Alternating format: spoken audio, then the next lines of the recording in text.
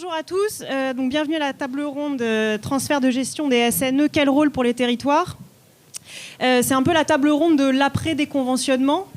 Et on a ici, donc quand on entend parler des territoires, on pense bien évidemment aux collectivités territoriales qui ont clairement un rôle à jouer dans le transfert de gestion des sites naturels d'escalade, puisqu'elles ont souvent des falaises sur leur propre domaine. Et on a ici présent le département de l'Isère, Yanis Améziane, qui nous présentera la démarche qui a été lancée par le département de l'Isère, accompagné par Fabrice Ferrand de la commune de Fontaine. Donc ils vont nous expliquer un petit peu ce qu'ils ont mis en place pour gérer les falaises directement. Voilà.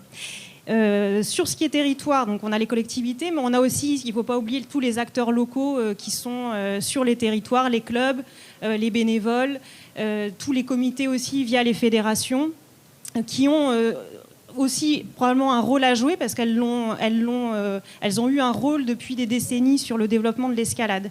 Et pour cet aspect-là de la question des territoires, nous avons Jean-Luc Rigaud du comité technique département 42-43, Fédération française de montagne et d'escalade, et pour la FSGT, Martin Papineau, qui va donc nous ouvrir un petit peu le sujet sur l'aspect aussi ancrage territorial du site. Voilà. Et donc pour animer cette table ronde, je me présente très rapidement, Maïté Cano. Je suis avocate et grimpeuse depuis très longtemps. Voilà, je vous laisse la parole et je vais donc animer très, très brièvement la table ronde. Bien, bonjour à tous. Donc Yanis Améziane, je suis responsable du service des sports au département. Et donc voilà, on m'avait sollicité pour pouvoir intervenir sur aujourd'hui le conventionnement et notamment en ce qui concerne le département de l'Isère, la reprise du conventionnement par le département. Donc si je remets les éléments un petit peu dans leur contexte, il faut savoir que ce sont des échanges qu'on avait eus avec la Fédération française de montagne et d'escalade avant l'annonce officielle de cette évolution sur le conventionnement, où d'une manière générale on se posait la question de savoir comment aujourd'hui un comité territorial qui était seul en ligne pouvait être mieux accompagné dans la gestion des sites. On sait très bien qu'aujourd'hui les comités ont fait depuis de nombreuses années un travail colossal avec leurs clubs, avec leurs bénévoles, avec des moniteurs diplômés qui donnent du temps, qui donnent de l'équipement. Et donc l'idée c'était de voir comment est-ce qu'on pouvait mieux les accompagner. Quand il y a eu cette évolution qui a été annoncée, on avait déjà dans les tuyaux l'ambition de pouvoir reprendre à l'échelon du département le conventionnement avec les propriétaires privés et publics de sites qui intègrent le schéma départemental des sports nature. Alors si vous êtes sur des territoires, c'est ce qu'on appelle les fameux plans départementaux des espaces, sites et itinéraires, les BDESI, les GDESI. Voilà, donc ce sont des compétences qui sont confiées au département par le Code du sport. Et l'enjeu était de pouvoir intervenir et être en charge de ces sites-là. On a aujourd'hui, sur le département de l'Isère, travaillé sur le volume de sites que ça représente. Aujourd'hui, on a à peu près 150 sites à l'échelle de l'Isère et on est sur une 60-70 sites qui sont identifiés pour être inscrits dans ce schéma départemental et donc qui ont vocation à être conventionnés et repris par le département. Alors il y a des sites, c'est très facile, hein. On va en parler après. Quand ce sont des communes qui ont l'ensemble du foncier, c'est facile. D'autres où c'est beaucoup plus difficile, on va avoir 45 propriétaires privés, donc il y a tout un travail de trouver le propriétaire. La plupart ne savent souvent même pas qu'ils ont un bout de parcelle sur un site. Et on a donc décidé de reprendre en travaillant sur une convention où le département aujourd'hui contractualise avec les propriétaires. Si on remet juste les choses dans leur contexte, faut juste se dire qu'un département, comme une région, ce sont des très grosses collectivités. On a 8000 km de routes départementales, des bâtiments, on les compte par centaines, on a 100 collèges, on a 10 000 km de sentiers de randonnée, on a des forêts, on a des espaces naturels sensibles. Donc, entre guillemets, quand on parle de notre contrat d'assurance, il est colossal. Et c'est vrai qu'aujourd'hui, quand on se dit, est-ce que finalement 50, 60 sites, c'est important pour un département, il faut quand même mesurer entre 60 sites sportifs. Alors je ne parle pas de sites qui qui vont être plutôt typés haute montagne, terrain d'aventure. Je parle de sites du quotidien où il y a une activité professionnelle, il y a une activité club, il y a une activité scolaire. Bon, c'est pas ces sites-là qui font entre guillemets trembler le contrat d'assurance d'un département, dans la mesure où on met les moyens derrière pour l'encadrer. Et donc c'était cet enjeu de dire voilà, ces sites-là, comment est-ce qu'on peut les identifier, comment est-ce qu'on peut les accompagner. Et d'ailleurs, on n'a pas pris d'extension d'assurance. C'est rentré dans le contrat de base du département, avec derrière la nécessité de pouvoir être encore plus proche de notre comité territorial FFME, parce que c'est quand même ça l'échelon central de notre dispositif. C'est pas de trouver alors d'avoir quelqu'un qui conventionne, c'est important. Par contre, derrière, le travail de fond, le travail du comité, le bénévolat des clubs, ça reste le maillon essentiel des sites. Et ça, l'enjeu était de ne pas enlever cela. C'est pour ça que d'ailleurs, aujourd'hui, au niveau du département, sur les sites qu'on a repris, donc là sur les 60 sites, il y en a à peu près 30 qui sont déjà repris en conventionnement. Derrière, on missionne le comité territorial dans un projet territorial, de pouvoir continuer à suivre ces sites, de pouvoir salariés, de pouvoir se professionnaliser le comité. Il y a un moment donné, il faut que les comités ils aient aussi les moyens pour pouvoir avoir des salariés, puisque le bénévolat, on sait très bien que ça a ses limites. Et on travaille avec eux sur toute cette logique de conventionnement, mais aussi de cohabitation. On y reviendra. La place de l'environnement, de la cohabitation des pratiques, c'est aussi un axe fort. Et on travaille sur le développement territorial de cette activité avec le comité et avec tous les clubs. Donc aujourd'hui, voilà. Aujourd'hui, on est sur, on a fait le choix d'aller sur cette reprise de site, de pouvoir travailler sur un nouveau topo qui est présenté derrière, de pouvoir également modifier la communication que l'on a. On a juste derrière un stand où on a travaillé sur un escape game autour de la cohabitation d'escalade, des bons comportements, pour aussi essayer d'aller sur d'autres thématiques auprès du monde de l'escalade. Et aujourd'hui, on continue à conventionner pour aller sur une gestion régulière des sites. Et juste pour vous donner, pour resituer le site d'escalade dans une politique territoriale, il est important d'avoir des moyens pour quantifier et analyser l'offre. On sait très bien combien de personnes vont dans la piscine, parce qu'à la fin de l'été, on peut compter le nombre de billets qui ont été vendus à la piscine. Aujourd'hui, on s'est doté de compteurs de fréquentation et on assure le suivi de la fréquentation sur ces sites-là. Ce sont des petits boîtiers qui comptent les passages sur les marges d'approche. Et aujourd'hui, quand on va dire sur un site qui a 15 000, 20 000 personnes qui vont grimper l'été, le site il prend une envergure d'équipement sportif sur la commune. Et c'est un vrai équipement. Et souvent, le site d'escalade, sur certains territoires, il y a plus de monde sur le site d'escalade que sur le site e-stade. Donc, finalement, quand on regarde aujourd'hui ce que coûte un équipement d'escalade, où on est sur des équipements qui sont naturels, sur lesquels il y a besoin d'un peu d'équipement, mais voilà, si on compare ça à la construction d'un gymnase ou autre, c'est pas du tout dans du même registre. Eh bien, aujourd'hui, on a tout intérêt à investir sur ces équipements, et on en parlait tout à l'heure. Le contexte sanitaire nous a montré qu'heureusement qu'on avait des sites de plein air sur les communes, parce qu'aujourd'hui, ça a été des sites aussi pour reporter les activités.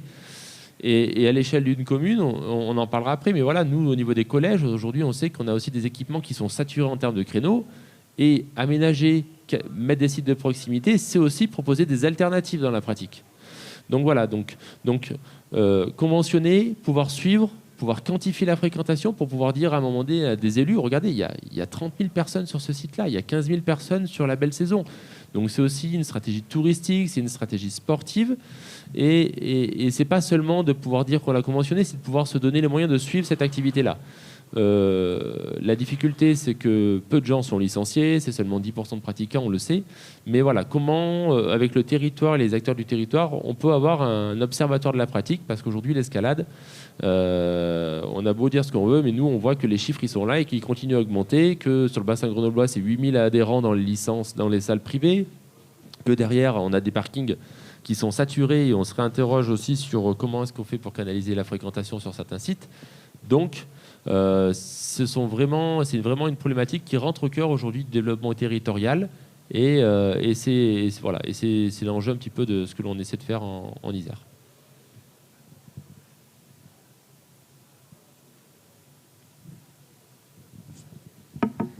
Bonjour à tous, donc je suis Fabrice Ferrand, je suis adjoint au sport de la commune de Fontaine, donc dans l'agglomération grenobloise. une commune de 23 000 habitants qui se situe au pied du Vercors. Et donc on a une partie de notre commune qui se situe sur les contreforts du Vercors, ce qu'on appelle les bois des Vouillants, pour ceux qui connaissent. Et ces bois des Vouillants, on dispose de 4 sites d'escalade. Donc pour les plus accessibles de ces sites-là, ils sont très très accessibles puisqu'ils se situent à 400-500 mètres du terminus d'une ligne de tram de Grenoble, donc des sites qui sont très fréquentés. Comme l'a dit Monsieur Améziane, donc les sites ont été équipés de longue date, ils avaient été conventionnés par la fédération, et puis déconventionnés.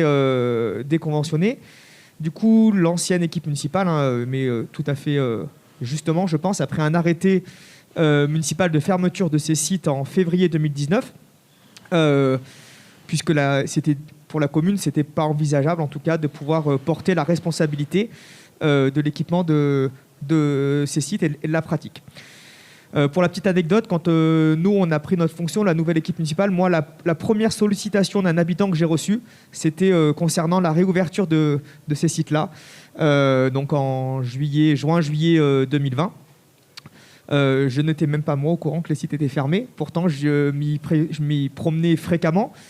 Alors, en effet, après, quand on est un peu initié, on voit qu'il y a un arrêté qui est affiché, mais on est sur un espace naturel. C'est toujours difficile de faire paraître un arrêté, et encore plus difficile pour la commune de toute manière de les faire respecter. Les sites étaient très fréquentés, même malgré cet arrêté. Alors, dans les topos, c'était bien marqué que le site était fermé. Il y avait l'arrêté municipal qui était affiché, mais bon, ça n'empêche pas la pratique. Nous, notre équipe, on a voulu réfléchir à comment pouvoir réouvrir ces sites-là.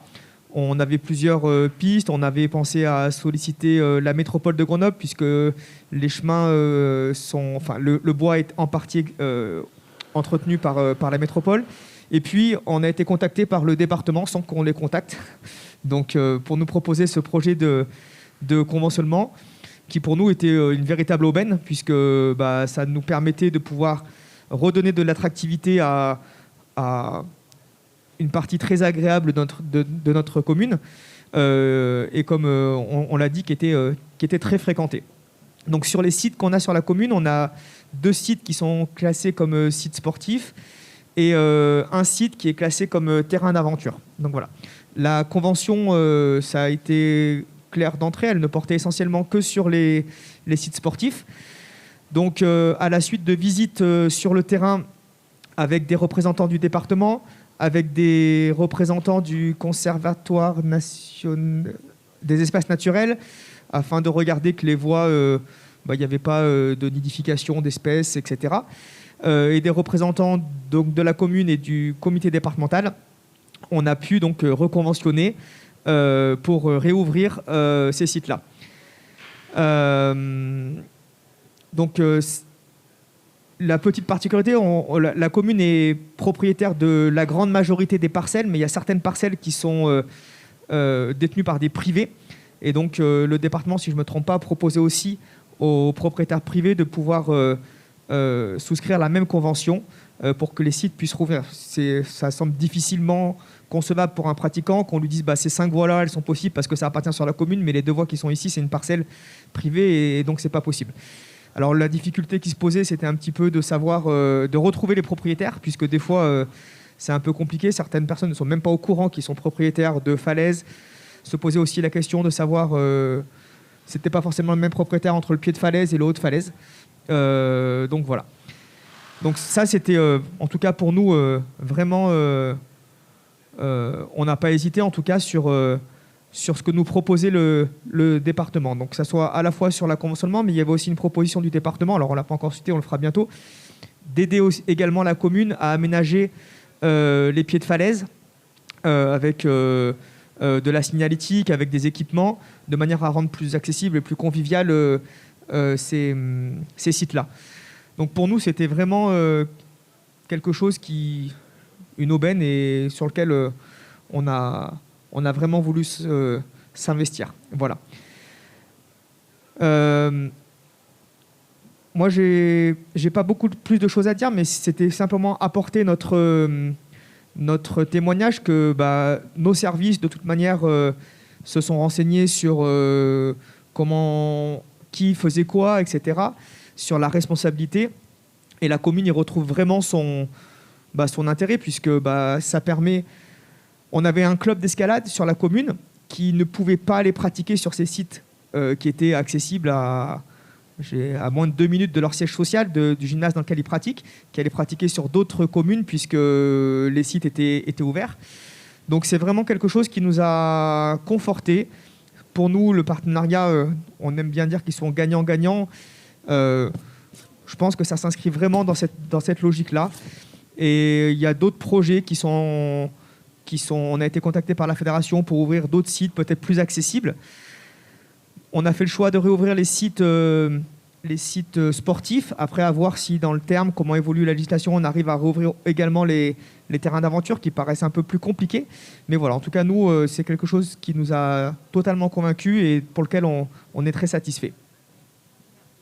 Donc là, on a eu un exemple, une illustration d'une coopération entre un département et donc là, on a l'exemple de la commune de Fontaine, mais ça s'est donc fait avec d'autres collectivités du territoire. C'est bien sûr un exemple. Il y a d'autres départements qui se lancent dans le sujet, qui ont un intérêt à conserver la pratique sur leur territoire.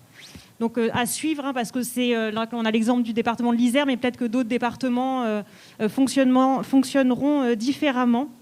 Et j'ai relevé aussi l'intérêt, en tout cas le souci du département de cohabiter, de coopérer avec les acteurs locaux, les clubs et les fédérations et tous les bénévoles. Ça me permet de faire une petite transition avec nos 2 représentants fédéraux sur la table ronde. Alors, je ne sais pas qui veut commencer. Allez. Jean-Luc Rigaud. Allons-y. Donc, bonjour à tous. Jean-Luc Rigaud, le président du comité territorial Loire et Haute-Loire. Alors, déjà, notre comité, pour avoir quelques points de repère, c'est 2800 licenciés, 24 clubs, 4 salariés et une trentaine de sites d'escalade naturelle. Il y a des petits sites et des sites moyens. On a effectivement, ça serait si les falaises du Verdon ou du Vercors seraient chez nous, ou des Calanques, je vois Jean-Claude là-bas. Mais ça reste des beaux sites. Nous, on a une approche qui est fondée sur un binôme entre moi, président, et pour ceux qui le connaissent, François Carton, qui est notre, on va appeler ça directeur technique, mais qui dure, puisque je suis président depuis 25 ans et lui, il est salarié depuis 20 ans. Et ça a permis d'acquérir de la compétence, de l'expérience et du relationnel. J'emploie ce mot relationnel parce que ça, c'est notre stratégie et c'est notre base à l'heure actuelle.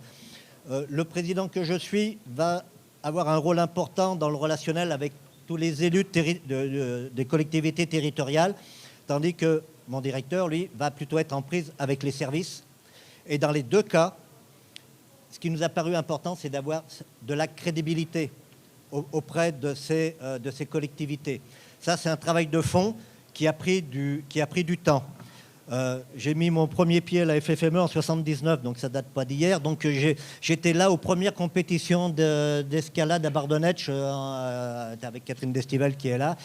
Ça fait 80, je sais plus, 3, 4. Hein, mais c'est nos amis de la FSGT qui ont bien lancé tout ça aussi, ce genre de choses. Donc j'ai un certain recul pour tout ça et on a vraiment investi là-dedans. Donc de gagner cette crédibilité, ça veut dire qu'il y a une nécessaire professionnalisation de l'approche, ce qui veut dire que dans nos comités, enfin en tous les cas dans le nôtre, avec nos 4 salariés, on a effectivement à la base le BE, c'était un peu le débat juste avant, le BE ou le DE, j'allais dire de base, pour certains qui ont des très fortes compétences pour encadrer, de techniciens de la pratique de l'escalade, mais qui parfois peuvent manquer de compétences dans la gestion et dans l'aménagement du territoire, dans ce relationnel-là qu'il faut avoir, parce qu'on fait du marketing, on fait de l'AMO, de l'assistance à maîtrise d'ouvrage, on passe à un niveau au-dessus de compétences. Et notre approche avec les collectivités, ah oui, je reviens déjà sur quelque chose qui est très intéressant chez nous, je vous ai parlé de 2 départements. Il se trouve que côté Loire, on a un contrat d'objectif avec le département qui remonte déjà à 2000, donc il y a 20 ans de recul. Tandis qu'avec la Haute-Loire, puisqu'on a fusionné en 2019, on est parti d'une page blanche il y a 2 ans. On s'aperçoit et que les deux départements, comme partout sur toute la France, ont des approches et des fonctionnements très différents. En fait, on arrive à faire cohabiter les deux et à jouer sur les deux tableaux. On jongle, mais ça se passe très bien. L'un des départements a une DESI, l'autre pas. Ouais. On a vraiment des formules très différentes, mais malgré tout, quand on a la crédibilité, quand l'on part de loin depuis 20 ans ou depuis 2 ans, on arrive à accrocher. Et j'essaye parfois de faire un peu sourire, mais je dis que quand en 1990, je parlais de SAE, avec certaines collectivités, je passerais pour un dangereux terroriste à l'époque. Les temps ont bien changé, car maintenant, il y a quand même l'activité escalade, qu'elle soit indoor ou outdoor. Je crois qu'on est bien, ça a été expliqué à l'instant, on est bien reçu, on est bien écouté par les collectivités territoriales à tous les niveaux. Et même la chose s'est amplifiée depuis 1 an avec le phénomène Covid, le besoin de sport de pleine nature, de proximité. On devient attractif. On change de catégorie, on change de division aujourd'hui en ce moment en escalade. Et nous, donc, on a eu 3 approches. Une par le sport, proprement dit, en direction de nos clubs. Une par le tourisme, parce que ça va avec dans le département. Et une un peu particulière, vous en verrez la démonstration sur le stand de la FFME un peu plus loin, par les nouvelles technologies et le numérique. Aujourd'hui, on est en train de développer des nouveaux types de topos. On a appelé ça le topo du futur, puisqu'il y a un topo papier qui est couplé à un topo numérique avec une numérisation 3D, une modélisation 3D des sites d'escalade. Aujourd'hui, ce qui fait que prochainement, quand on aura le temps de tous les faire, dans le topo papier, vous avez des QR codes. Maintenant, les QR codes, tout le monde sait s'en servir. Vous avez dû remarquer ça. Ce qui va vous permettre, avec le QR code, vous flashez votre QR code dans le topo papier. Sur votre smartphone, vous allez avoir la vision numérisée de la SNE. Alors, c'est comme, pour vous expliquer ça rapidement, c'est comme chez Ikea quand vous faites votre cuisine. Après, vous la faites tourner dans tous les sens. Vous avez toutes les voies qui sont tracées avec le code couleur par difficulté. Vous appuyez sur le numéro de la voie. Vous avez des indications techniques sur la voie. Et c'est quelque chose donc, qui est très pointu. Que ça a été fait par, vous allez le voir, il y a un énorme drone là, qui est posé sur le stand avec un partenaire qui est une entreprise spécialisée là-dedans. Il y a un dépôt de brevet sur cette opération-là. Mais en tous les cas, avec ça, on a une approche marketing, du coup, qui séduit les opérateurs du tourisme et, du coup, qui ouvre les portes du financement. Donc, toute cette approche, elle est complexe et il y a une approche étude en amont, une étude technique, une étude AMO, une étude marketing qui est faite. Et notamment, aujourd'hui, on propose aussi dans le développement un développement général et puis combiné entre les différents sites. C'est qu'on a aussi cette volonté FFME de dire aujourd'hui, ce n'est pas un secret, de dire qu'aujourd'hui 80%, admettons que ce soit ce chiffre-là, arrivent à l'escalade par le biais du gymnase, par des enfants. Et dans ces 80%, il n'y en a plus beaucoup qui ressortent maintenant à l'extérieur. Et notre idée, c'est quand même de les amener vers l'extérieur. Ça intéresse beaucoup aussi la collectivité, cet aspect-là des choses. Et ce qui fait que dans nos aménagements, on les pense sur SNE. En conséquence, c'est qu'on a développé des via ferrata enfants, des parcours, alors que nous, on a appelé parcours montagne, qui sont des variantes de parcours, des via cordata, qui sont des ateliers techniques qui sont accessibles donc au club, je veux dire, à tous les âges, et qui permettent d'avoir des étapes intermédiaires pour arriver à la pratique du site de l'escalade. Parce que aussi aujourd'hui, on a une très forte pression de l'autre côté des institutions du système, parce que tout est encadré, judiciarisé. Dès que maintenant un gamin se coince le doigt dans la porte du gymnase, vous partez pour 15 ans de procédure derrière. Donc il faut qu'on ait une approche très étape par étape, et tout ça intéresse les écoles de sport de la municipalité, parce que quand on passe du gymnase à la grande voie, il y a quand même une grosse marche entre les deux. Et là, on a des outils qui permettent de le faire, et toute cette approche bien structurée apporte, je reviens à ma case départ, apporte de la crédibilité, et a priori, ça fonctionne bien, et la crédibilité, apporte des financements. Voilà.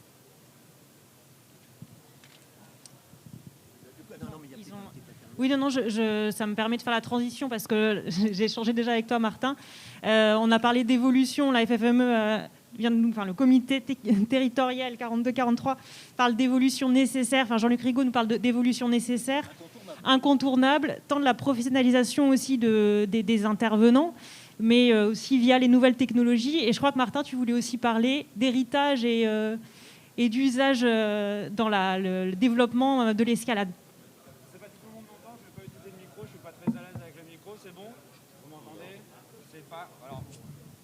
Alors, je vais faire l'effort d'utiliser le micro. Effectivement, merci Maïté pour la transition. C'est vrai qu'il y a beaucoup de choses qui ont été dites autour de cette table ronde. C'est hyper intéressant. Mais j'ai beaucoup entendu aussi parler de professionnalisation. Et c'est vrai que dans le monde de l'escalade tel qu'on connaît, il y a quand même des choses qui sont là, qui sont comme un héritage. L'escalade a cette spécificité en tant que sport que c'est les pratiquants qui ont mis en place leur propre terrain de jeu, que ce soit sur la découverte des falaises, que ce soit sur leur équipement ou non, sur la communication qu'il y a pu y avoir autour dessus.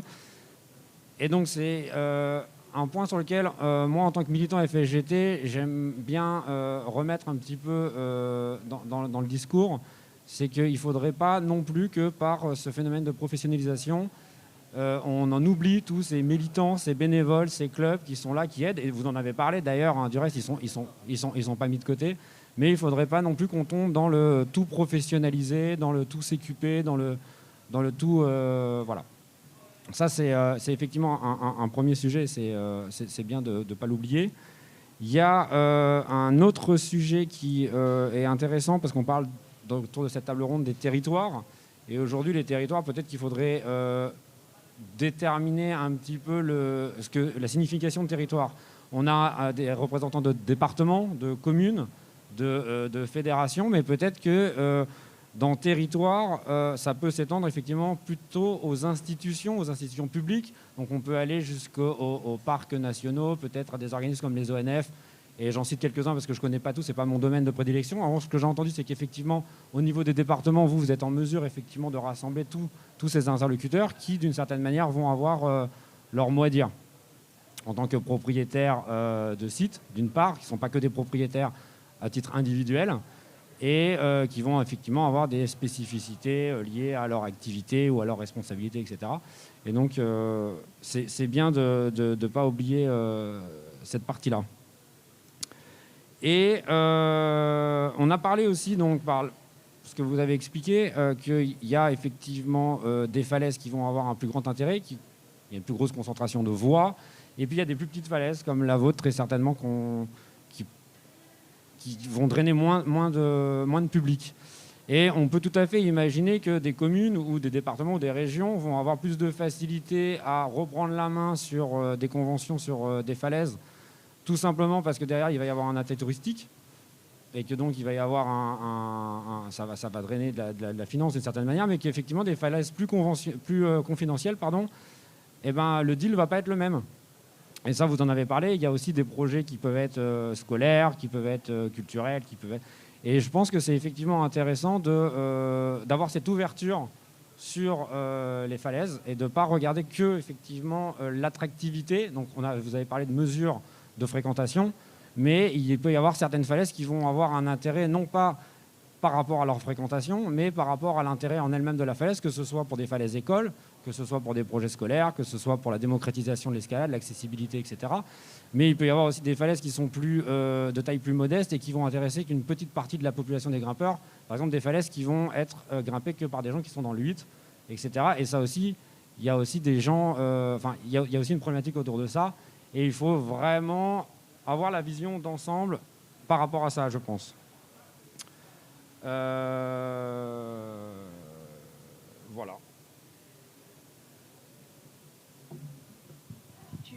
Tu voulais aussi parler, je crois, des falaises... Ah non, du conventionnement, du rôle de la FSGT via le conventionnement ou...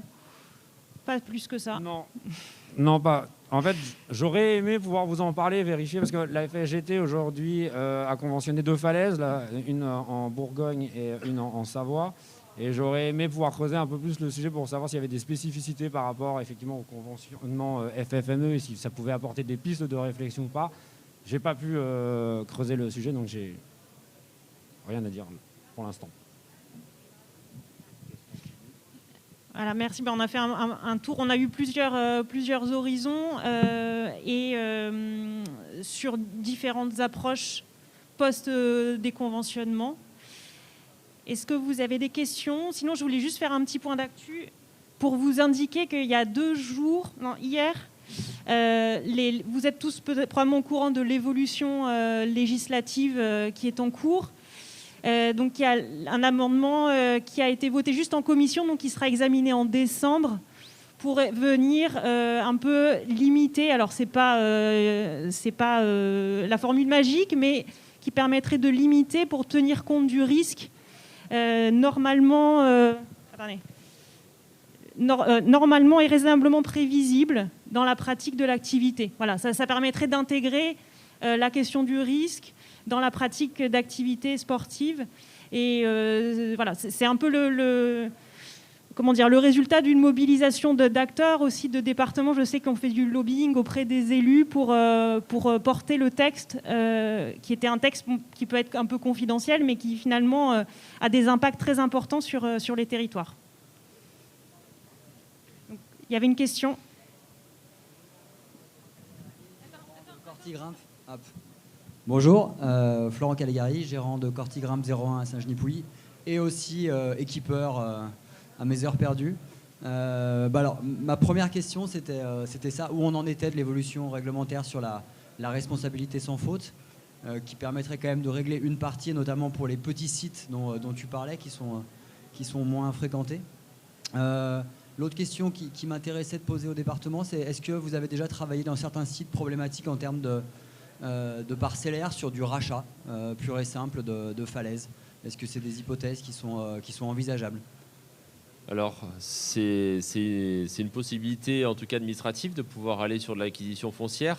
Après, nous, il y a une ligne politique qui était d'exclure très rapidement cette solution, parce que je ne veux pas rentrer dans le débat. Hein. On sait que voilà, il y a eu des canyons aujourd'hui qui ont fait l'objet de rachat, et positionner une collectivité comme une option d'achat sur du foncier, c'est fermer la porte à tout le reste, parce que ça veut dire que demain, n'importe qui peut dire « bon, moi je ferme tant que je n'ai pas eu de proposition de rachat ». On a pas mal de cas de conflits historiques avec des propriétaires qui interdisent l'activité.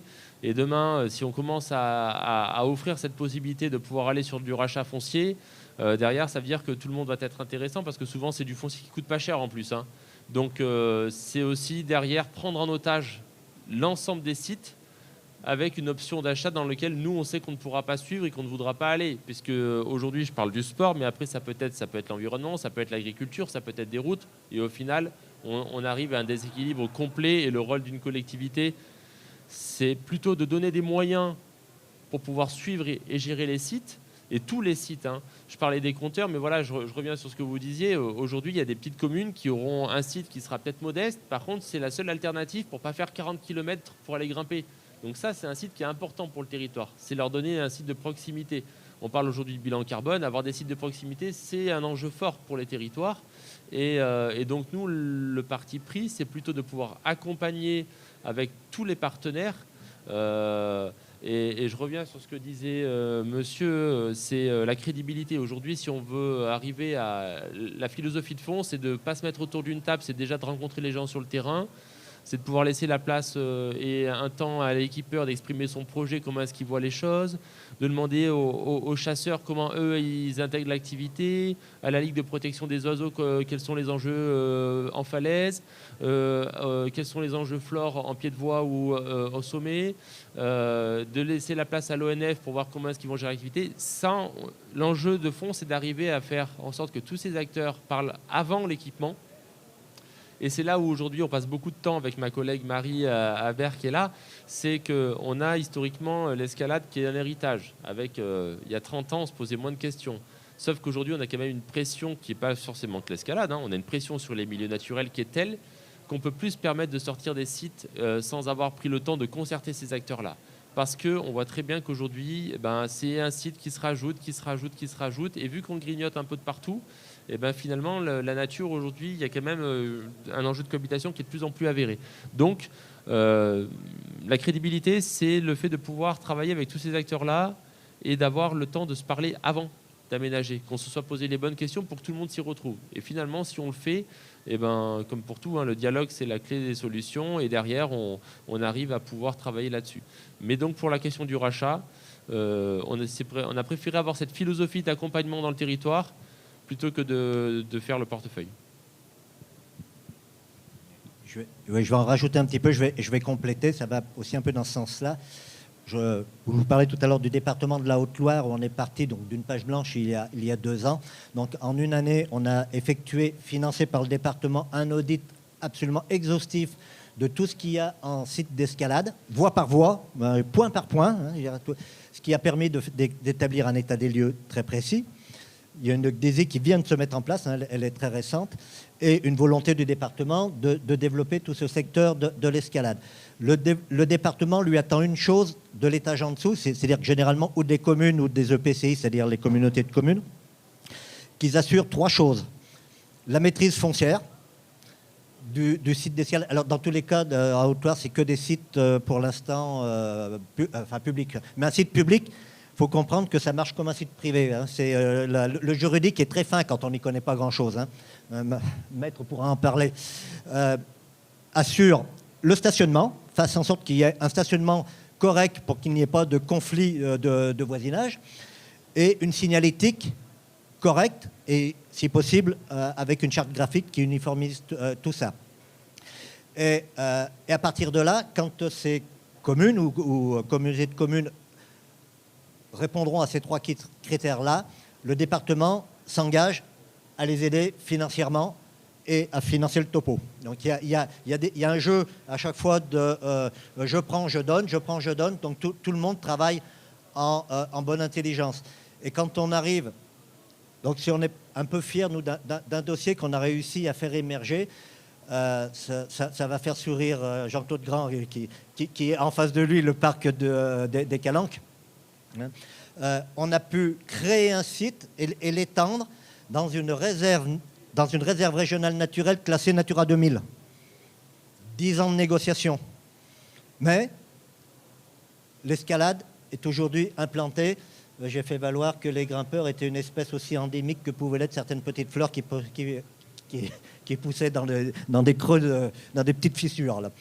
Mais ça a amené, et alors c'est vrai, on n'a pas dans tous les départements cette capacité, je le comprends bien, je veux dire, à fonctionner comme ça, mais on arrive à... En fait, je reviens aussi, oui, à ce que je disais tout à l'heure sur les conditions. Donc, les collectivités locales doivent garantir l'accès du site aux grimpeurs. Donc, elles ont un engagement qui est aussi très fort.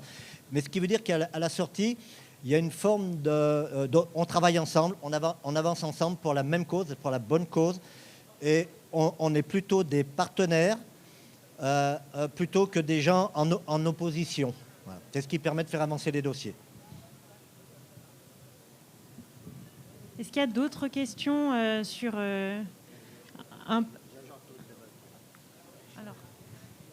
Oui, bonjour, Jean-Claude Grand, président du comité territorial des Bouches-du-Rhône. Voilà, j'en profite qu'on a une juriste avec nous pour être aussi un peu plus technique.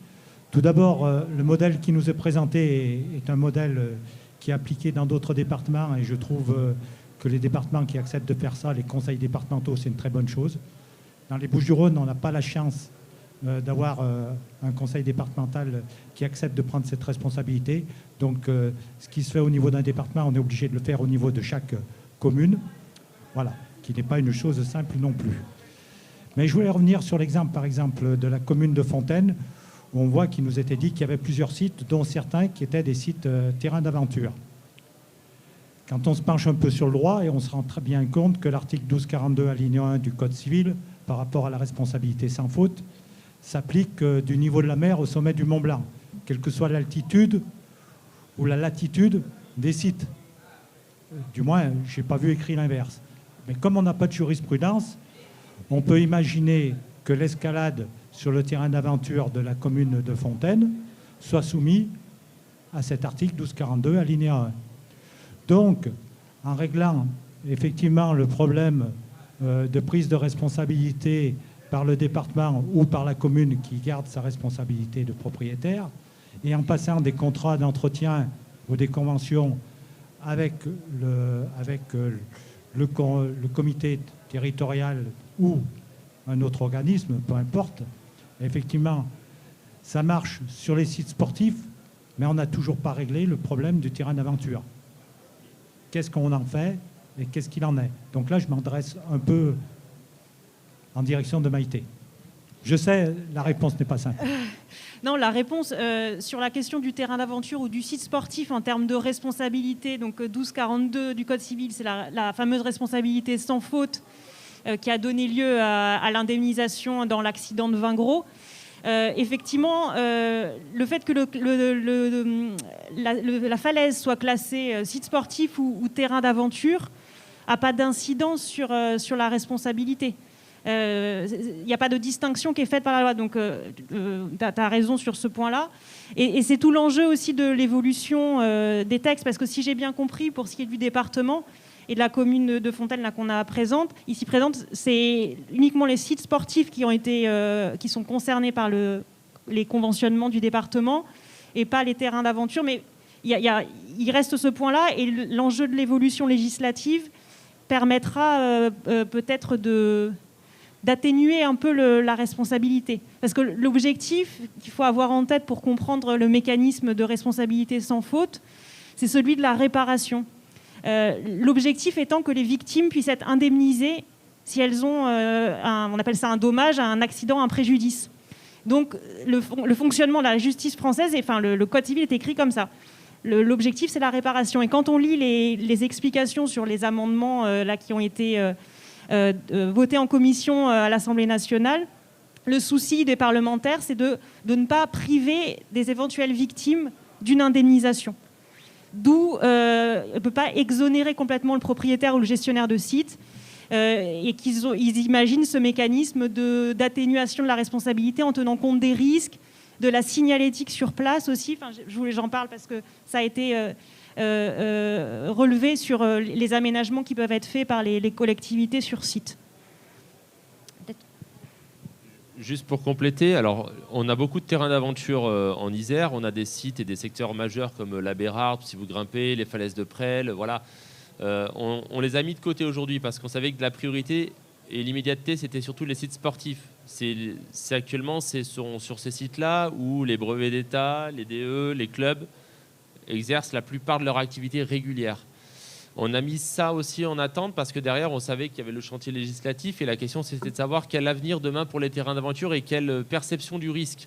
Je fais le parallèle, typiquement, l'évolution que l'on souhaiterait, c'est que demain, ces terrains d'aventure, ce soit comme l'alpinisme, entre guillemets, qu'on ait derrière une considération de ces falaises avec une vraie acceptation du risque parce qu'on est vraiment sur une activité de montagne et qu'on dissocie bien le site sportif de ce terrain d'aventure. Donc aujourd'hui, on a fait le choix de ne pas se positionner pour le moment sur ces sites-là.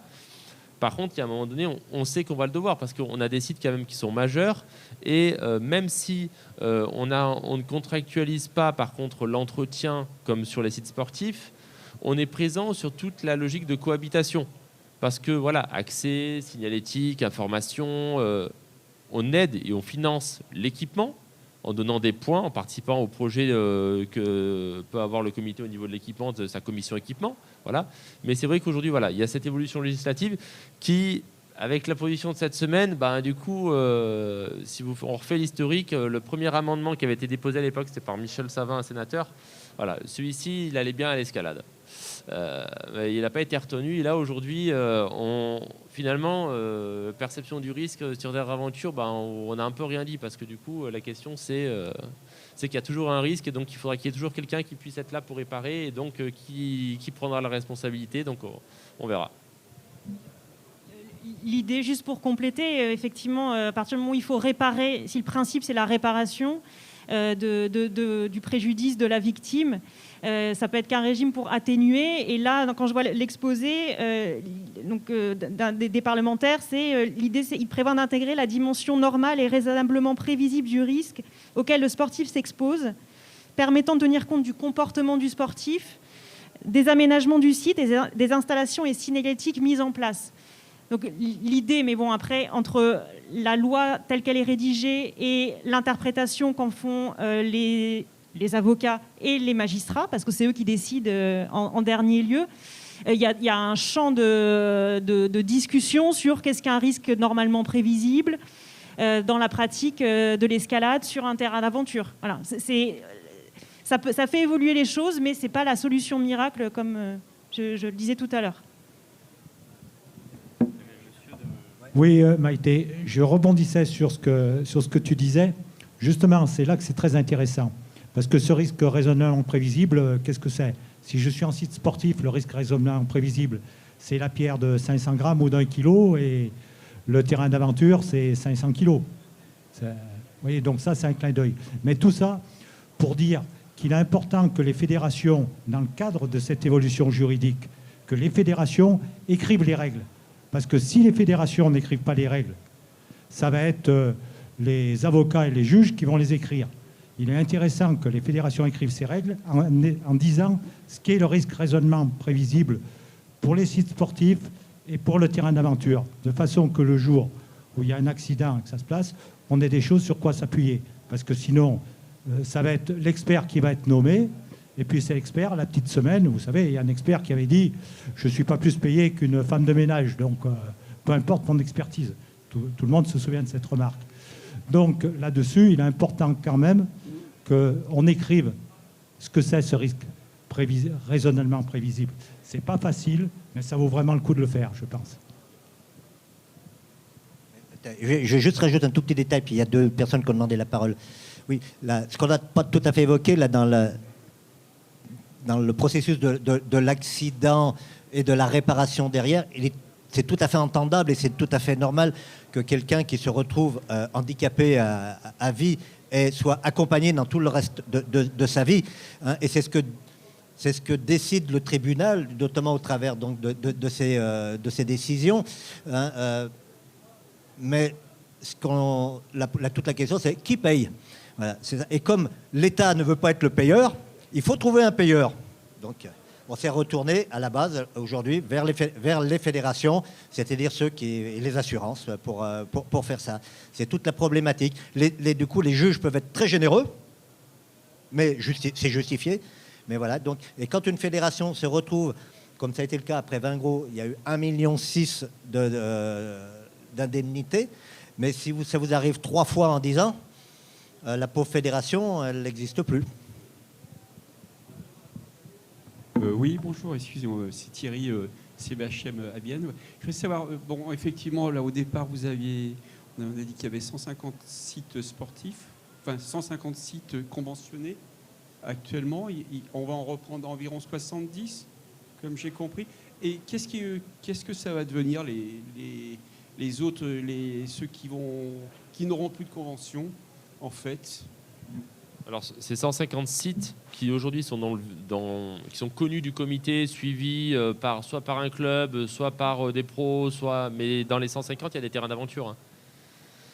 C'est 150 sites sportifs et terrains d'aventure. Hein. Ce n'est pas 150 sites sportifs.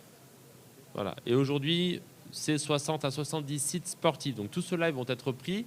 Et ce que je disais, on attend de voir un petit peu comment ça évolue en termes de responsabilité pour voir comment est-ce que demain on se positionne sur les terrains d'aventure et s'il y a une évolution législative, comme disait monsieur, si demain il y a des règles qui sont clairement édictées sur la notion de risque en terrain d'aventure et que ça nous permet de pouvoir nous positionner à ce niveau-là, ce sera. Mais aujourd'hui les règles on les connaît pas et les cartes on les a pas. Donc voilà. Mais donc c'est sites sportifs et terrains d'aventure.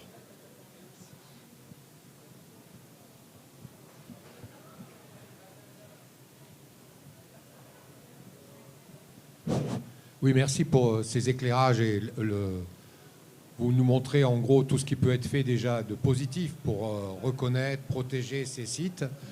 Mais je crois quand même qu'il faut il faudrait créer une action quand même beaucoup plus large pour faire bouger le côté juridique, donc faire accepter cette théorie en quelque sorte du risque raisonnable et librement consenti.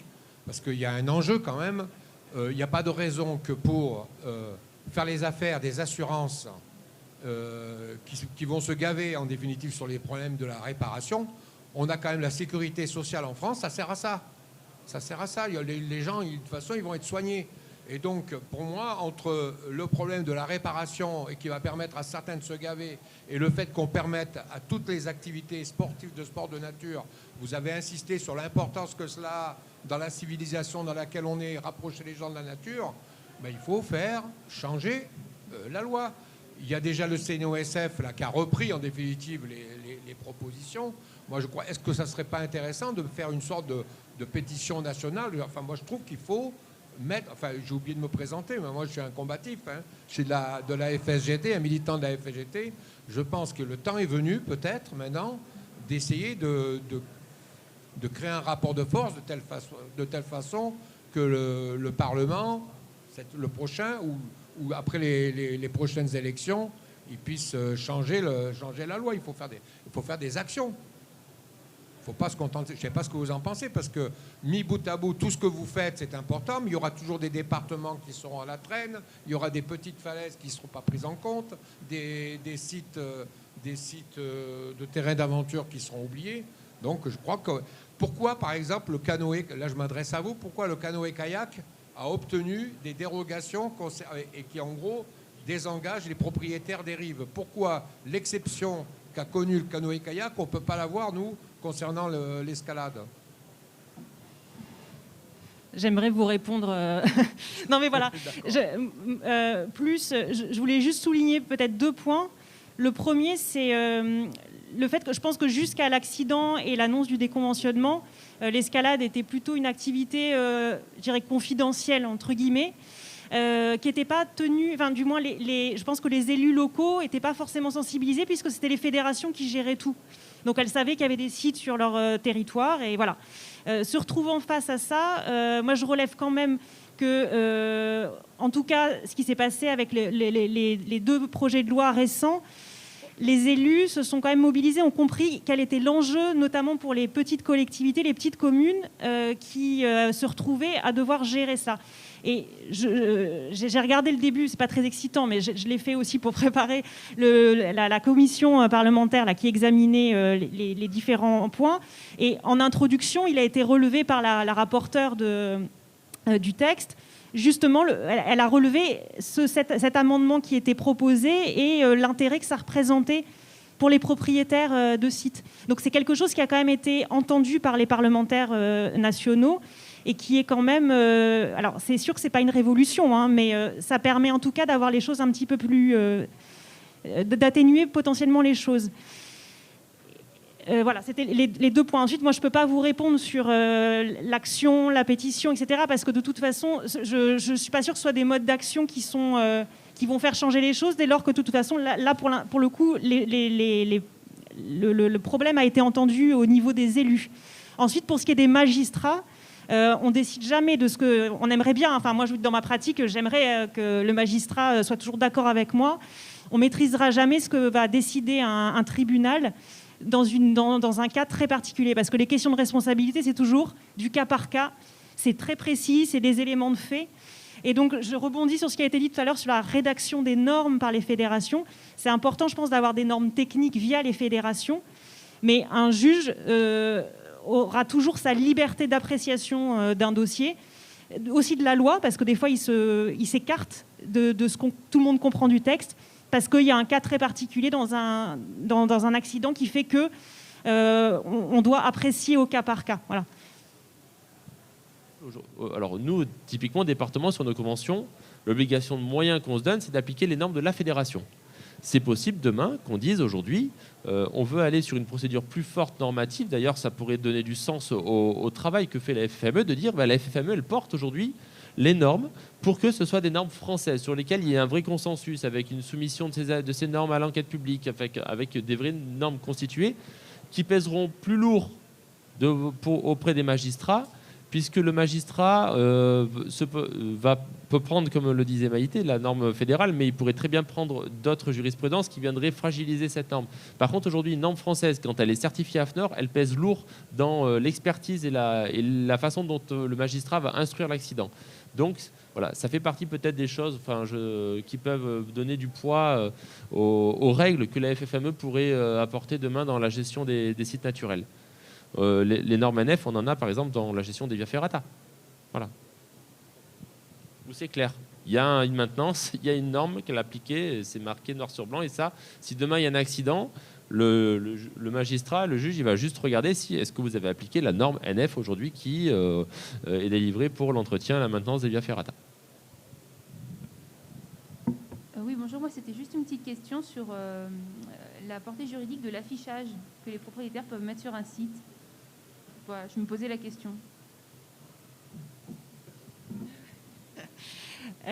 Sur les propriétés, alors vous pensez aux propriétés publiques ou quand des propriétaires privés Les deux, en fait. Je me demandais quand il y avait un arrêté municipal d'interdiction de la pratique, comment est pris en charge, par exemple, l'accidenté. Enfin, je veux dire, après, du coup, comme on est toujours dans le système de chercher une compensation, comment aller trouver. Et puis, dans le cas d'un privé, ou je sais pas moi, par exemple, d'un affichage qui peut dire sur cette falaise, un risque du pratiquant doit être toléré. J'imagine que c'est au cas par cas, comme vous l'avez dit, mais je voulais savoir s'il y avait quelque chose sur lequel s'appuyer vraiment. Alors, pour les propriétaires privés, s'ils décident que personne ne doit rentrer sur leur propriété, dans l'absolu, ils ont le droit d'interdire l'accès à leur propriété privée. Comme vous avez le droit de ne pas vouloir que des gens rentrent chez vous. Là, c'est très simple, c'est le principe assez simple. Pour ce qui est des publics et des arrêtés donc interdisant l'accès à des falaises, et c'est votre question, c'est ça ? S'il y a un accident d'une personne qui n'a pas respecté l'arrêté d'interdiction. Alors là, j'ai en tête juste une décision, effectivement, où le juge, là du coup c'était devant le juge administratif, parce que c'était la question de la responsabilité du maire du fait de ses pouvoirs de police. Et ils ont le droit, les maires de communes, de prendre des arrêtés de police pour interdire ou réglementer l'exercice d'une activité, dont l'escalade. Et le tribunal avait pris en compte le fait que la personne avait été imprudente, alors que c'était clairement indiqué que telle partie était dangereuse, et il était quand même allé sur cet endroit-là et avait eu un accident. Donc ça, était prise en compte l'imprudence de la victime. Mais c'est une approche qui est un petit peu différente de celle de responsabilité du fait des choses, comme on a eu pour l'accident de Vingros. Là, on est sur des subtilités un peu juridiques, mais sur l'aspect signalisation, c'est effectivement important. S'il y a un site qui est dangereux, que ce soit clairement indiqué et ou que certaines parties du site soient interdites. Et dans l'évolution de la loi qui sera proposée, est-ce que du coup la signalisation, s'il y a des règles qui sont édictées de manière un peu plus poussée par les fédérations, est-ce que du coup ça pourrait être quelque chose qui je ne sais pas comment vraiment dire. Là, en tout cas, la rédaction du texte et l'exposé de l'amendement a vocation à amener le juge à prendre en compte notamment les questions de signalisation. Est-ce que c'était un site indiqué comme attention, site sportif qui nécessite une expérience ou X. On peut imaginer plein d'hypothèses. Entre un site d'école et un terrain d'aventure, on a un fossé. C'est ce à quoi invite la loi. Mais là, on ne sait pas ce qui va se passer une fois qu'elle sera votée, comment ce sera apprécié. C'est un peu difficile parce que c'est un peu frustrant pour tout le monde de ne pas savoir, de pas avoir les choses balisées sur la pratique d'une activité qui s'est démocratisée très largement ces dernières années. Et puis je pense qu'il y a une subtilité sur l'origine de l'accident. Typiquement, si c'est un frigo qui part et qui tombe, là, il y a une notion d'acceptation du risque par rapport à la falaise. Après, si demain, c'est un défaut d'équipement ou un défaut sur un relais ou autre, là derrière, ce sera donc en fonction de la nature de l'accident. ou quelqu'un qui va s'aventurer sur un secteur mauvaise condition météo, pourtant on le sait, et qui va avoir un accident fort. Il y a l'erreur du pratiquant, il a mal évalué sa capacité à évoluer. Donc, dans tous les cas, quel que soit le site, hein, même si on a mis le panneau, s'il y a une erreur d'équipement, il y a un responsable. S'il y a un frigo qui tombe, on peut s'interroger sur la question de la vérification de la falaise. Est-ce qu'il y a un passage régulier qui permet d'apprécier la falaise? Et après, si derrière, il y a un accident autre, typiquement un caillou qui va tomber sur un secteur d'au-dessus et qui n'est pas équipé, ben là, c'est l'aléa, c'est le risque. Quelqu'un était dans une falaise de 300 mètres, il accepte les risques. Quelqu'un était sur une falaise de 20 mètres, il prend un caillou. Bon. Après, ce sera toujours par rapport au type d'accident, de ce qui est prévisible, de ce qui est l'environnement, de ce qui est lié à l'équipement, de ce qui est lié à l'erreur du pratiquant. Et donc, par contre, ces éléments, on les met sur la signalétique, hein. On rappelle les règles de sécurité, on rappelle les risques éventuellement liés aux conditions météo ou autres, on rappelle derrière ces aspects-là.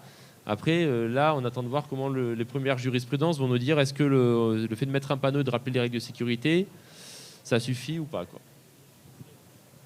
Pour compléter, parce qu'il y a des professionnels, quand aussi est pris en compte aussi dans le cas d'un accident, si les personnes sont accompagnées par un professionnel qui lui a une obligation de sécurité envers les clients qui l'emmènent sur une falaise.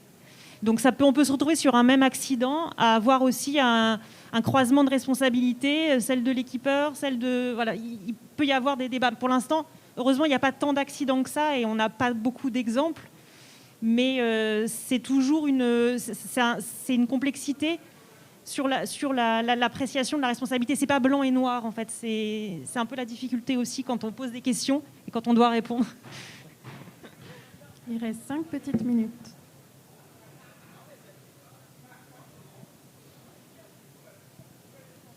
Oui, je profite des 5 minutes juste pour faire une petite remarque.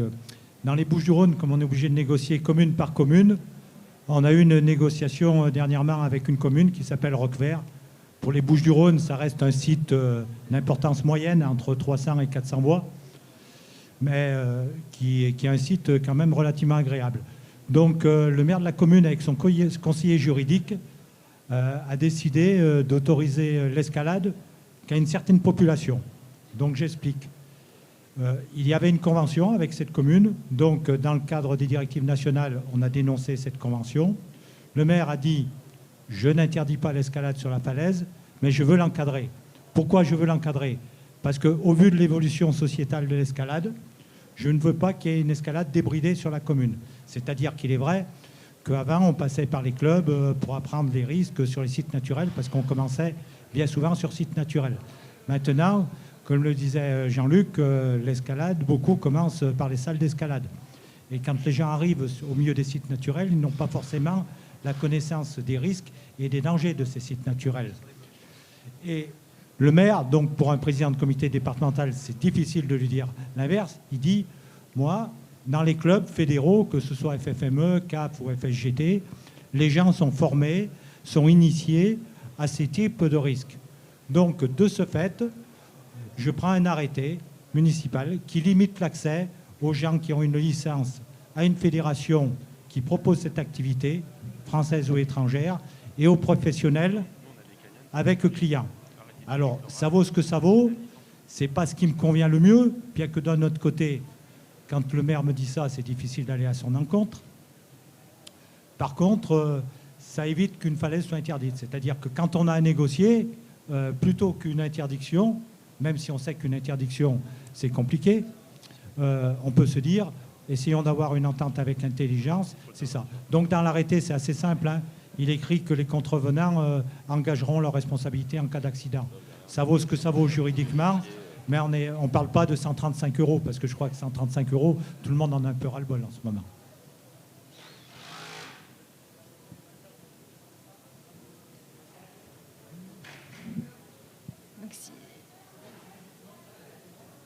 Alors juridiquement, oui, j'avais vu cette question de cet arrêté municipal qui avait été pris pour limiter aux licenciés. Alors,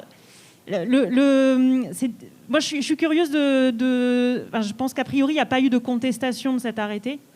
Il y aurait sûrement un débat à avoir, mais le principe, c'est qu'effectivement, sur tout ce qui est arrêté de police interdisant ou réglementant une activité, elle doit être proportionnée dans le temps et dans la durée. Ça, c'est la règle de droit.